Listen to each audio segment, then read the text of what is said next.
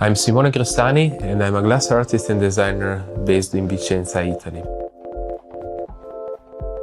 I've been working in glass for almost 20 years. Ballantine for this project was looking to develop a first class experience through a drink ritual, and this is my own interpretation of a time well spent. In my work, I'm inspired by natural beauty, and I always try to balance warmth and precision in order to create my timeless style, just like Ballantine does. Ballantine 30 years old is beautifully crafted using natural materials such as wood, copper, and glass.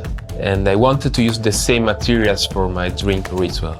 The main part of the ritual is a glass spiral that is echoing back to an hourglass. Through this spiral, the whiskey is going down slowly, taking the time to finally arrive in the glasses that I developed. With these glasses, I wanted to freeze the time for this unique tasting experience. This drink ritual is not only an art piece, but also helps to amplify the tasting notes of Ballantine's 30 years.